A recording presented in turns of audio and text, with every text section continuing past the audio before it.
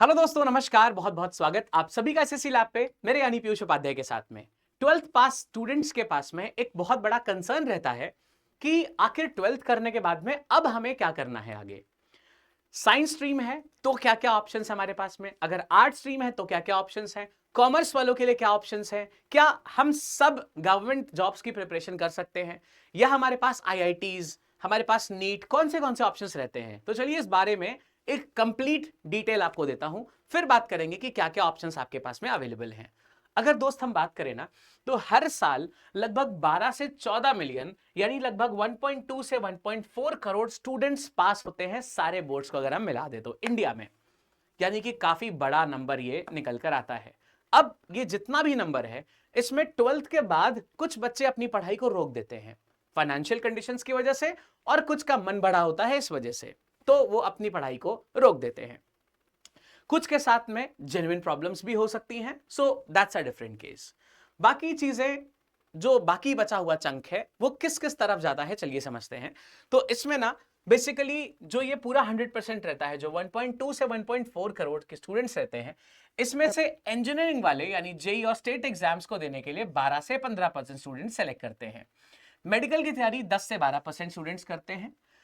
Commerce यानी CA, CS और BCom जैसे कोर्सेज के लिए 8 से 10% स्टूडेंट्स सेलेक्ट करते हैं अपना आगे का स्ट्रीम। आर्ट्स और ह्यूमैनिटीज वाले यूपीएससी की तैयारी करना शुरू कर देते हैं, जिसमें से 10 से 12% होते हैं। मैं ये जो आंकड़े की बात कर रहा हूं, ये 12th के जस्ट बाद की बात है।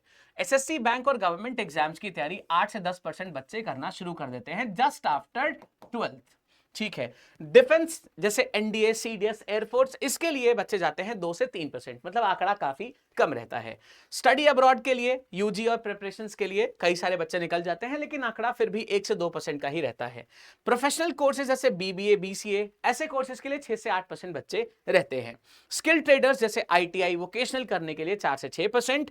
जनरल डिग्रीज लेते हैं, जैसे कोई स्पेसिफिक तैयारी नहीं करना है, सिर्फ डिग्री ले ली, जैसे बीए की ले ली, बीएससी की ले ली, ये सारी डिग्रीज लेने के लिए 20 से 25% स्टूडेंट्स ऑप्ट करते हैं, यानी ज्यादातर चंक ये वाला काम कर जाता है। ठीक है। बाकी जो फैमिली बिजनेस संभालते हैं उसमें भी लगभग 6 से 7% स्टूडेंट्स आते हैं।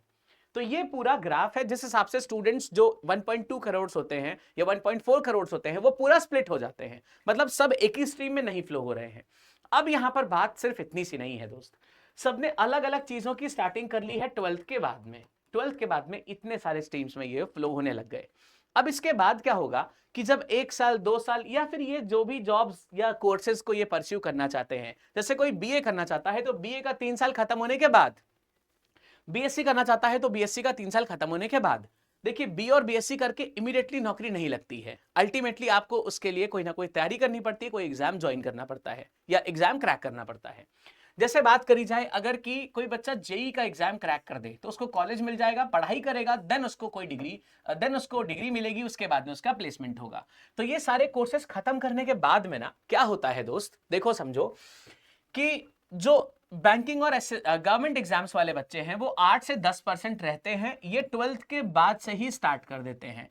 लेकिन बाकी ये सो सारे बच्चे होते हैं, इनका भी काफी हद तक रुझान इसी ब्लू वाला जो सर्कल है, यानी एसएससी है, बैंक है, या फिर ऐसे कह लीजिए जो गवर्नमेंट जॉब के एग्जाम्स कंडक्ट होते हैं, उनकी तरफ इनका धीरे धीरे रुझान होने लगता है।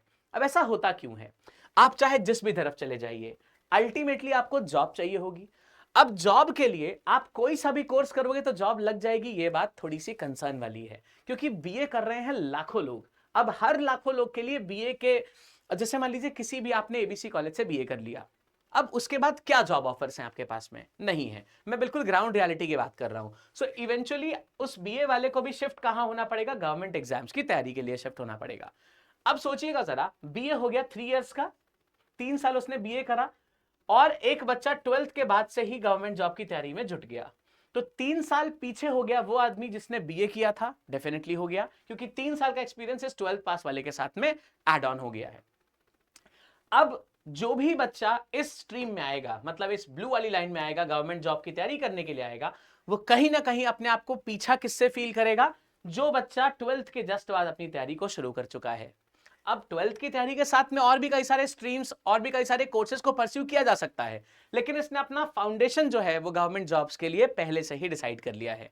ठीक है। अब ये सबके लिए नहीं है कि हर बच्चा जो किसी और स्ट्रीम में गया है वो वापस इधर ही आ जाएगा, लेकिन इसमें से बहुत सारे स्टूडेंट्स, आपने शायद ऑब्जर्व भी किया होगा, इंजीनियरिंग करने के बाद में आदमी आईबीपीएस पीओ की एग्जाम दे रहा है, इंजीनियर्स एक अंडर ग्रेजुएट वाला एग्जाम दे रहा है, सीएचएसएल दे रहा है, सीजीएल दे रहा है। ये सारी नौबतें क्यों आती हैं? जस्ट बिकॉज की 100% यहां पर सक्सेस रेट नहीं है, इवन 100% तो कहीं पर भी नहीं है, बट इवेंचुअली लास्ट ऑप्शन ये बन जाता है कि हम भाई गवर्नमेंट जॉब की प्रिपरेशन कर लेते हैं because of financial stability, because of high paying job, because of security. सारी चीजें यहां पर इस मामले में ही फिट हो जाती हैं। अब होता क्या है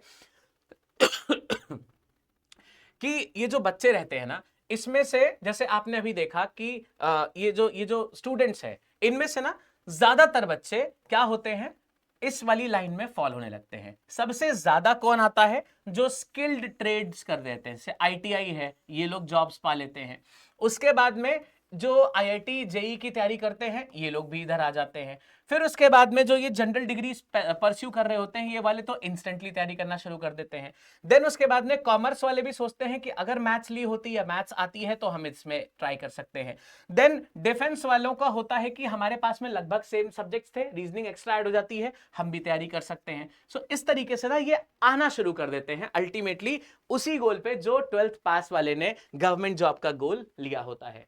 तो अल्टीमेटली आना उसी सेम स्ट्रीम में है, लेकिन आप घूम फिर के आ रहे हो तो पैसा, टाइम, आपकी मेहनत, वो सारी चीजें ड्रैग होकर थोड़ा सा पीछे आने लग जाती हैं। लेकिन अगर आपने इमीडिएटली ज्वाइन कर लिए है, वो चीज आप इमीडिएटली तैयारी करना शुरू कर देते हो, तो होती चीजें क्या है कि थोड़ा सा अपने आप को आप ज्यादा ब्रश्ड अप पाते हो, ज्यादा थोड़ा सा पॉलिश्ड पाते हो, या बाकी लोग के कंपेरिजन में आप थोड़ा सा अपने आप को आगे मानते हो। तो ये एक बहुत हार्श रियलिटी है दोस्त, राइट। अब यहां पर बात यह है कि अगर मैंने 12th पास किया है तो मुझे क्या करना चाहिए? देखिए, अगर आपको लगता है कि आप एक बहुत शार्प माइंड हैं, तो आप आईआईटी का एग्जाम दीजिए। अगर आपको उसके थ्रू अच्छा कॉलेज मिल जाता है तो जाइए, डेफिनेटली उस कॉलेज से पढ़ाई करिए और बहुत ब्राइट फ्यूचर अपना सिक्योर करिए। ऐसा ही सेम नीट वालों के साथ में है। तो आप क्या करिए कि आप में से जितने भी स्टूडेंट्स यहां पर जिस भी स्ट्रीम को सेलेक्ट करना चाहते हैं, जैसे मान लीजिए कोई जेई के साथ जाना चाहता है, तो आप इसका एंट्रेंस एक बार जरूर दीजिए। अगर एंट्रेंस में मार्क्स अच्छे आ गए, आपको मेंस और एडवांस में अच्छी रैंक मिल गई, आपको एक कॉलेज अच्छा मिल गया है, तो definitely go for this, join it और बढ़िया एक्सीलेंस करिए। लेकिन दोस्त एक बात समझिएगा, अगर आप एंट्रेंस नहीं निकाल पा रहे हैं, आपके मार्क्स कम आ रहे हैं, आप उस लायक एक्चुअली में है ही नहीं, लेकिन फिर भी आप पुश करना चाहते हैं कि नहीं मैं जबरदस्ती ये वाला कोर्स करूंगा, मैं ये वाला डिग्री लूंगा, तो अल्टीमेटली आपको इधर ही ड्रैग होके आना पड़ेगा। ये हार्श रियलिटी है। तो अगर आप उतने कैपेबल नहीं हैं, तो जबरदस्ती का अपने आप को पुश करके वहां मत ले जाइए, एक बैंड वैगन को फॉलो मत करिए, एक प्लेन रास्ता सेलेक्ट करिए अपने लिए। क्योंकि अल्टीमेटली जॉब लगने के बाद ये कोई नहीं पूछता कि आपने कौन सी डिग्री ली हुई है, इवेंचुअली सब लोग यही देखते हैं कि आप सक्सेसफुल कितने हैं। I hope you can understand my point. तो यहां पर आईआईटी को अगर आप सेलेक्ट करना है तो आप आईआईटी का एग्जाम दीजिए, अच्छी रैंक आए तो कॉलेज लीजिए, नहीं आ रही है तो पहले से ही समझ जाइए कि I am not build for IIT. Same इस तरह से नीट भी है। और अगर आपको लगता है कि आप इन सब में से किसी एग्जाम में जाने के लिए नहीं बने हैं, जो कि वाकई में 1000 में से शायद 300-400 लोग बने होते हैं, 600-700 नहीं बने होते हैं, तो उनके लिए क्या है, आप जो भी कोर्स परस्यू करें उसके साथ में अपनी गवर्नमेंट जॉब की तैयारी जरूर स्टार्ट कर दें। क्योंकि जितना ज्यादा टाइम आप देंगे उतना ज्यादा आप ब्रश अप होते जाएंगे, उतना ज्यादा आप पॉलिश होते जाएंगे, अपडेटेड ट्रेंड से आप प्रैक्टिस यूज्ड टू होते जाएंगे।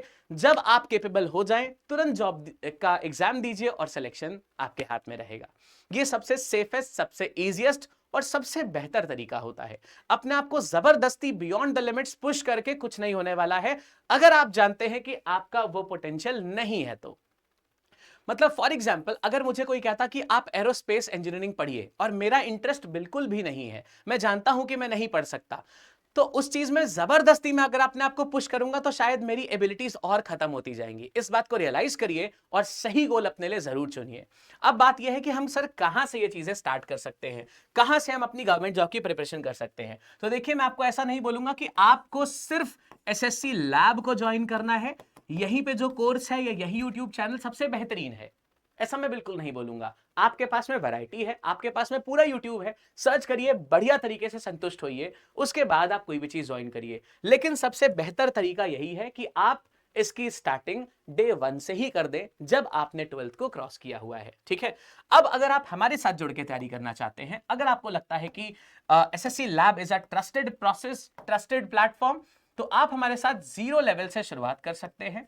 सारे सब्जेक्ट्स को पढ़ाया जाएगा जीरो लेवल से पूरे हीरो लेवल तक।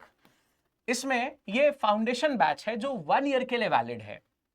अब अगर आप इस बैच को खरीदते टाइम ये कोड लगाते हैं LAB135, तो क्या होने वाला है, बढ़िया चीज ये हो जाएगी कि इसका वैलिडिटी 6 महीने के लिए बढ़ जाएगा, 6 मंथ के लिए बढ़ जाएगा, प्लस मतलब ये 1.5 साल का हो चुका है। प्लस अगर आप ये कोड लगाते हैं LAB135, तो ये 1,500 से भी इसका प्राइस नीचा हो जाएगा, इसका प्राइस और कम हो जाएगा। अभी चल रहा है रक्षाबंधन ऑफर, तो ये जो 1499 का प्राइस आपको दिख रहा है, ये ऑलरेडी बहुत कम कर दिया गया है। देखिएगा ध्यान से, आपको जाना है lab.live पे, ये चल रहा है रक्षाबंधन ऑफर, इसको आपने टच किया, आपके सामने आ गए ढेर सारे यहां पर बैचेस। अब आप देख रहे हैं ये है आपका प्रारंभ बैच। देखिए इसका प्राइस कितना रखा गया है, 1200 रुपए। ऑलरेडी इसमें डिस्काउंट चल रहा है, और ज्यादा डिस्काउंट के लिए आपको क्या लगाना है, LAB135 लगाना है। ये यूज करते ही प्राइस और कम हो जाएगा, लगभग 1100 रुपए के आसपास हो जाएगा। प्लस इसकी वैलिडिटी 1 साल प्लस 6 मंथ, यानी पूरा आपको 15 महीने के लिए ये बैच फ्री मिलेगा। 15 कैसे, 18 महीने के लिए बैच पूरा फ्री मिलेगा, जिसमें बेसिक से लेकर एडवांस तक की अपनी तैयारी करिए। प्लस सुनिश्चित रखिए कि आप जैसे ही ग्रेजुएट होते हैं, जैसे ही आप उसके काबिल होते हैं कि आप फॉर्म भर सकते हैं, एलिजिबल होते हैं, तो एक बार में पेपर आपका क्वालिफाई होना चाहिए। अपने पीयर्स से डेफिनेटली आप आगे बढ़ चुके होंगे। चलिए मिलेंगे आपसे क्लास में, शाम को 7 बजे मेरी क्लास होती है, रोज अटेंड किया करिए, बहुत सारा एक्सीलेंट चीजें आपको वहां पे मिलेंगी। मिलते हैं, all the best, thank you.